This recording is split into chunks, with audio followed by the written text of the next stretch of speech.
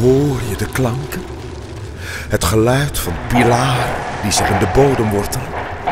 En de benen van de gebouwen die zich omhullen met steen en cement. Het is als muziek, gecomponeerd om mijn wereld te creëren. De eerste stap is nu bijna gezet. Komende volle maan is de opening van In den Zwarte Kat. Luus, we gaan dus even binnen in het gebouw kijken, want we zijn binnen bijna klaar met decoreren, met inschaduwen noemen we dat. En wanneer de meubels allemaal komen en de koelcellen, wanneer alles klaar is, dan gaan we eens even kijken hoe dat allemaal loopt. Binnen zijn nou de meubels aan het plaatsen, de koelmeubels. Volgende week gaan we de echte meubels plaatsen. Nou, als je hier kijkt naar het gebouw, en wij moeten een oud gebouw nabootsen van een oud klooster, een bijgebouw, dan vind ik het heel leuk en mooi om zoiets te maken en dat je toch de goede uitstraling hebt eigenlijk. Als je hier kijkt naar Het is nu ochtend. Vannacht vonden Virginie en ik in het bos het graf van Joseph Charlatan, een verre voorvader van Virginie. Maar iets is ons uit het bos naar hier gevolgd. En die muziek. We kwamen tot de ontdekking dat er spullen uit ons kamp weg waren. Esmeralda.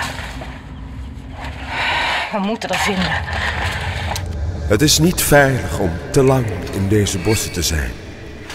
Zeker niet wanneer de nacht is gevallen en het spookuur is gearriveerd. Dit is nou de plek waar de charlatans zich willen gaan vestigen. En nu willen de charlatans hier hun kruidenierswinkel gaan openen. Heb je wel eens van het bloedsap, het abdij-breekbrood of de ketelkoek gehoord? Deze producten zijn nog volop in ontwikkeling, maar zijn straks te koop in deze kruidenierswinkel. Net zoals al onze andere producten die we ook gaan verkopen. Hoe zou zulke nietigheid kunnen beschermen tegen mijn kracht? Want hoe lekkerder deze middeltjes voor jullie worden, hoe zoeter de angst smaakt in mijn mond.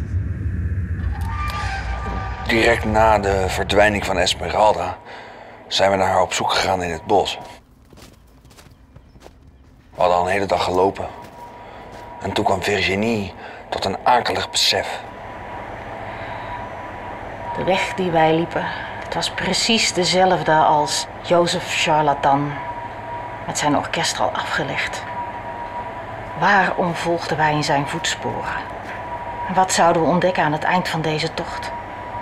En toen zagen we in de verte iets wat leek op een oude taverne. En dat niet alleen.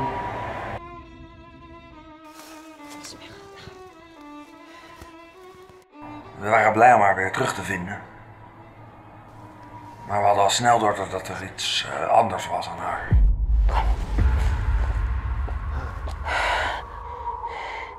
Hoe komt hij hier terecht? En dat niet alleen.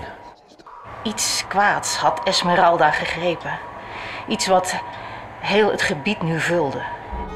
Mijn lichaam verstijfde. Wat we zagen was nauwelijks te bevatten.